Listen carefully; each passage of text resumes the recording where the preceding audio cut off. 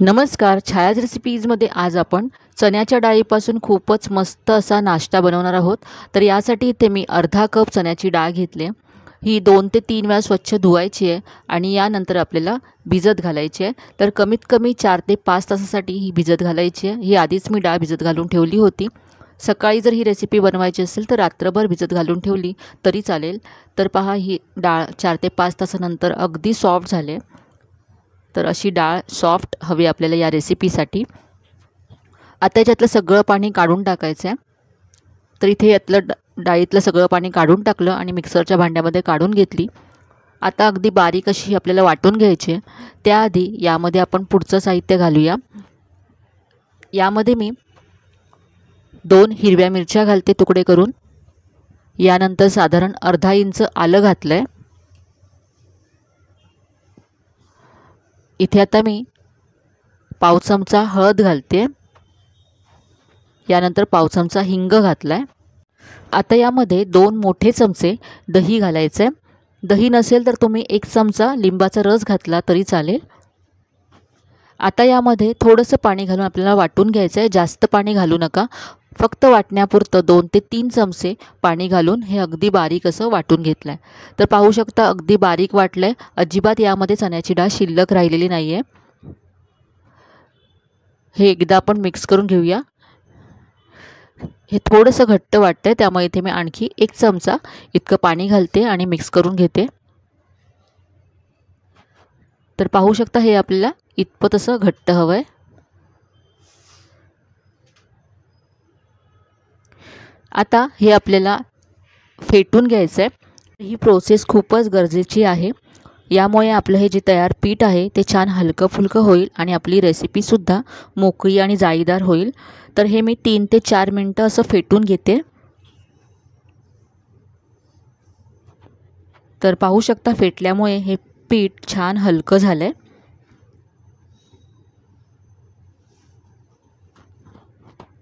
आता यामध्ये 1 चमचा तेल घालायचं आहे. मिक्स करून घेऊया तेल. यानंतर यामध्ये चवीप्रमाणे मीठ घालायचे. मीठसुद्धा मिक्स करून घेतलं मी.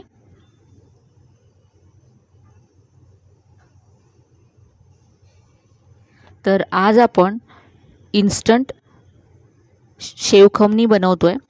तर अगदी मस्त अशी टेस्टी रेसिपी आहे. इन्स्टंट रेसिपी बनवतो आहे त्यासाठी इथे अर्धा चमचा इनो फ्रूट सॉल्ट यामध्ये घालायचं आहे. यावरती थोडंसं पाणी घालायचं आणि मिक्स करून घ्यायचं.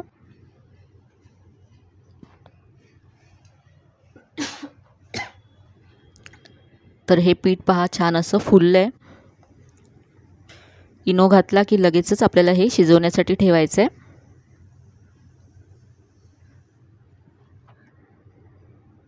इथे आता मी एक प्लेट घेतली आहे. तुम्ही कुकरचा डबा घेऊ शकता. तर ही प्लेट मी आधीच तेलाने ग्रीस करून घेतली होती. त्यामध्ये तयार पीठ काढून घेऊया. आता हे आपण वाफवून घेऊया. तर इथे आता मी कढईमध्ये आधीच पाणी गरम करत ठेवलं होतं. साधारण 1.5 ग्लास पाणी इथे मी कढईमध्ये गरम करत ठेवलं होतं. यामध्ये अशी एखादी जाळी किंवा स्टँड उलटा करून ठेवायचा आहे, किंवा जर तुमच्याकडे स्टँड नसेल तर घरातली एखादी प्लेट यामध्ये उलटी करून ठेवा. यानंतर यावरती पिठाची प्लेट ठेवले आणि झाकून आता मीडियम फ्लेमवरती आपल्याला हे 15 ते 20 मिनटं वाफवून घ्यायचं आहे. तर इथे पहा मी 15 ते 20 मिनटं हे वाफवून घेतलं. छान शिजलं आहे. सुरी इन्सर्ट करून पाहिली पहा अगदी क्लीन निघाली आहे. म्हणजे आपला हा ढोकळा किंवा जे आपण पीठ ठेवलं होतं ते अगदी व्यवस्थित आतपर्यंत शिजलं गेलं आहे. गॅस बंद करायचा आहे आणि हे पूर्ण थंड करून घ्यायचं आहे. तर इथे पहा हे पूर्ण थंड झालं आहे. तर इथे लक्षात ठेवा पूर्ण थंड झाल्याशिवाय हे काढायचं नाही आहे. नाहीतर मग शेवखमणी चिकट होते, मोकळी होणार नाही. चांगल्या रिझल्टसाठी पूर्ण थंड झाल्यानंतरच हे काढून घ्या.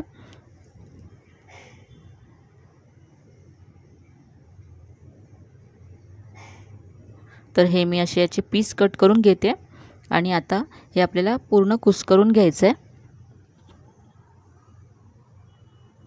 तर ही एक गुजराती फेमस अशी डिश आहे. तर आता हा जो ढोकळा आपण बनवून घेतला आहे तो असा कुस्करून घ्यायचा आहे पूर्ण.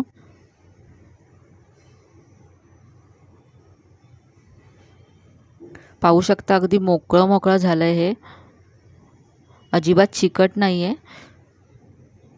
यासाठी पूर्ण थंड झाल्यानंतरच हे असं कुस्करून घ्या, म्हणजे शेवखमणी अशी पूर्ण मोकळी होते. तर हे असं कुस्करून मी तयार करून घेतलं आहे. आता आपण फोडणी तयार करूया. तर इथे मी गॅसवरती कढई गरम करत ठेवली आहे. यामध्ये 2 मोठे चमचे तेल घालायचं आहे. इथे तेल थोडंसं जास्त लागतं आपल्याला. तेल गरम झालं की यामध्ये 1 चमचा मोहरी घालायची आहे. मोहरी मस्त तडतडली की यामध्ये कढीपत्त्याची पानं घालायची आहेत 5 ते 6. यानंतर इथे बारीक चिरलेली हिरवी मिरची घालते.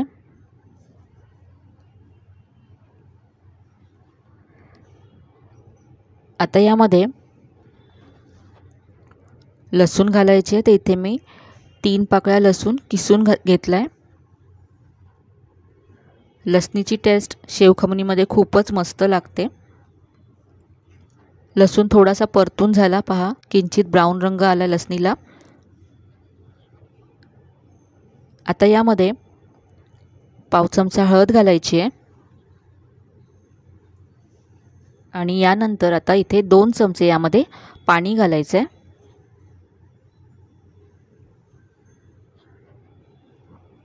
पाण्याला उकळी यायला सुरुवात झाली. यामध्ये मी 1 चमचा साखर घालते. तर ही शेवखमणी असते ती थोडीशी आंबट गोड असते, म्हणून इथे साखर नक्की घाला. साखर तुम्ही कमी प्रमाणात घालू शकता. जास्त गोड आवडत नसेल तर अर्धा चमचा साखर घातली तरी चालेल. तर इथे पूर्ण साखर विरघळली आहे. गॅसची फ्लेम अगदी मंद करायची आहे आणि जो आपण हा चुरा बनवून ठेवला होता तो यामध्ये घालायचा आहे आणि मिक्स करून घेऊया. तर अगदी सुटसुटीत मोकळी अशी आपली शेवखमणी तयार झाली आहे. तर 2 ते 3 मिनटं याला परतून घ्यायचं आहे.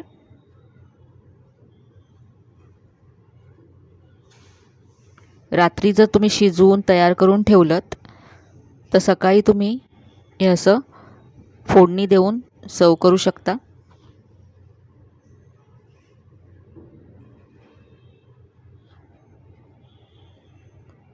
आता यावरती आपण कोथिंबीर घालूया. कोथिंबीर मिक्स करून घेते आणि आता मी गॅस बंद केला. आता आपण शेवखमणी सर्व करूया. तर शेवखमणी सर्व करताना याच्यावरती थोडीशी शेव आणि आपण डाळिंबाचे दाणे घालणार आहोत. तर इथे लक्षात घ्या, शेव आणि डाळिंबाचे दाणे आपल्याला सर्व करतानाच घालायचे आहेत. तर इथे मी बारीक शेव यावरती घातले आणि यानंतर डाळिंबाचे दाणे घालायचे. तुम्ही पाहू शकता दिसायला किती मस्त दिसते हे आणि खायला सुद्धा तेवढंच चवदार लागतं. तर झटपट होणारी मस्त अशी रेसिपी आहे. नाश्त्यासाठी एकदा तरी नक्की बनवून पहा. आजची ही रेसिपी तुम्हाला नक्कीच आवडली असेल. रेसिपी कशी वाटली कमेंटमध्ये कळवायला विसरू नका. रेसिपी जर आवडली असेल तर व्हिडिओला लाईक करा, शेअर करा. चॅनलवर नवीन असाल तर चॅनलला सबस्क्राईब करायला विसरू नका. चला तर मग पुन्हा भेटूया अशा छान छान नवीन नवीन रेसिपीसह. तोपर्यंत धन्यवाद.